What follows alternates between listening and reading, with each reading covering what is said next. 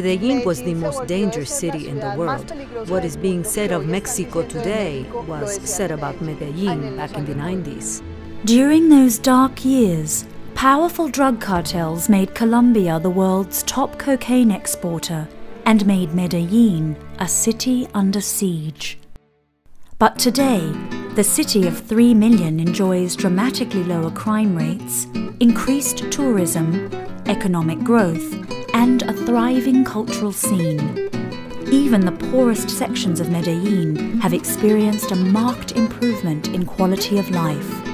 Many factors contributed to this radical transformation, but one chapter of that history is the explosive growth of related but uncoordinated leader-led movements initiated by the city's Christian leaders and influencers.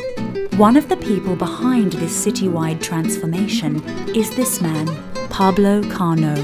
He entered Medellin politics as councilman in 1992, facing challenges from all sides.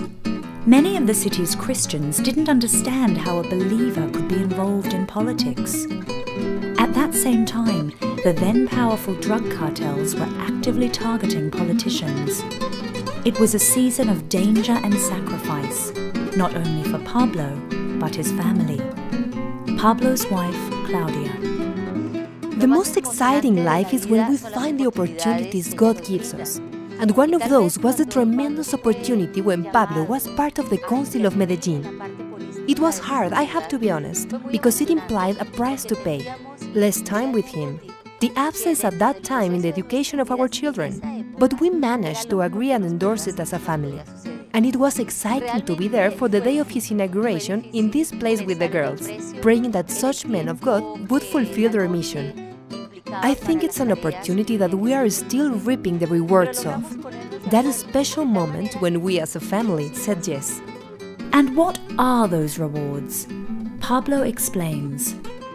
The movement has contributed to the city's transformation in various ways. One of them is in the formation of its own leadership. Leaders, entrepreneurs, students, housewives that united with one vision, with a sense of belonging, we have taken on the task of giving Medellin a sense of belonging, a sense of vision, of mission, so that this city is transformed culturally and academically. Today, we are counting on a large number of leaders who are working in businesses, universities, neighborhoods, making Medellin a more honest city, a more vibrant city, a city with a vision of God.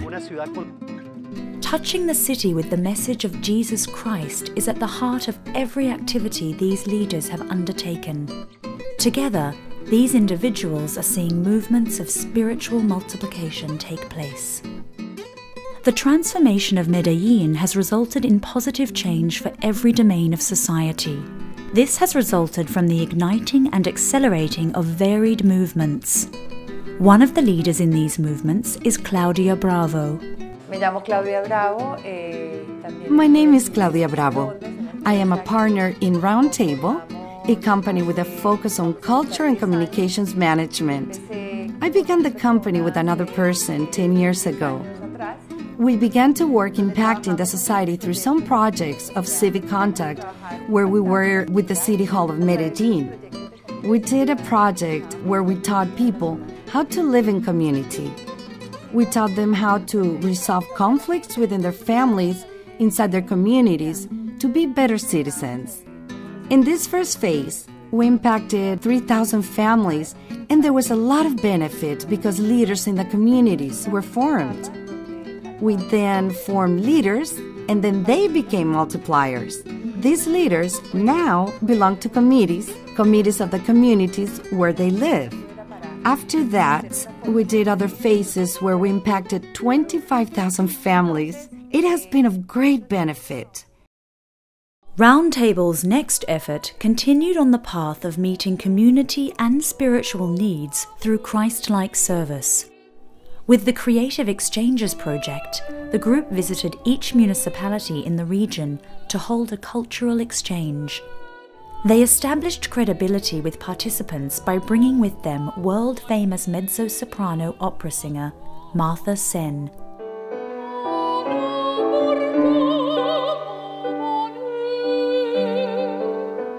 But through the Creative Exchanges project, participants learned about a lot more than just the arts. Martha wanted to impact societies through a project that had social business responsibility. The project is divided in 3 steps. First, I go and speak of the project. I talk to the secretaries of education, and they're completely receptive to the video we are going to present, called Sex, Lies, and Truth, which is a biblical view of sex. Then we select the artist, and that is the second step.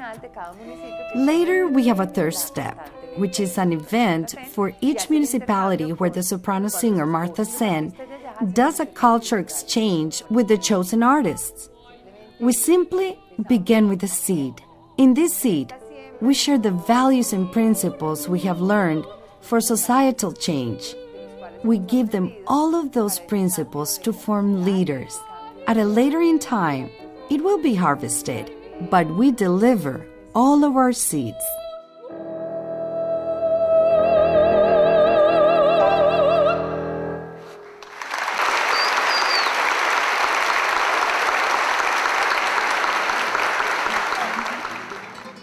A critical component to the transformation of Medellin has been helping Christian leaders realize their careers are important to God's work. Through various leader-led movements, these believers have discovered their careers and spheres of influence are important to God and can catalyze major change for the kingdom. One of these key leaders is Dr. Fernando Rico. He began attending movement events in the hope of improving his marriage. Through these meetings, God not only changed Dr. Rico's heart, he began to transform an entire company. I am general manager of Isagen, a business dedicated to the generation and commercialization of energy. At this time, we are the 3rd generator of energy in the Colombian market, and we are growing in important ways. For me, God, or better yet, my relation with God, has played a very important role in all my work. And we have been able to define for the business some principles and some values that are consistent with Christian principles. We say that ethics have 3 components that illuminate every action we take. The first one, to be ethical, is to do things well, doing things with technical precision, in good faith. The second is to be consistent. That is, if we say that we have some principles, if we say that we have some values, all our activities have to be consistent with those principles and values.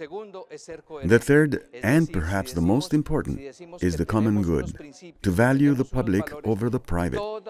And it carries us then to have a vision like God sees the human being. The human being is the best creature, is the greatest creature created by God. It's His creation, His masterpiece. And because of that, the respect to that human being is very important. And that is our conception of business. It is a group of human beings working for the well-being of other groups of human beings.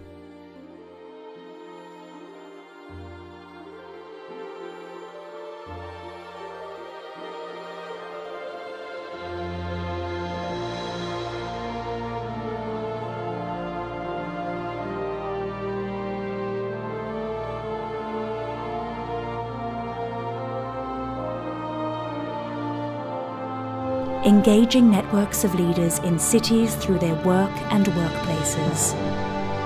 Igniting and accelerating cooperative Christ-centered movements. Blessing every domain of society in a way that transforms a city. This is leader-led movements, changing the world, one city at a time, changing cities, one person at a time.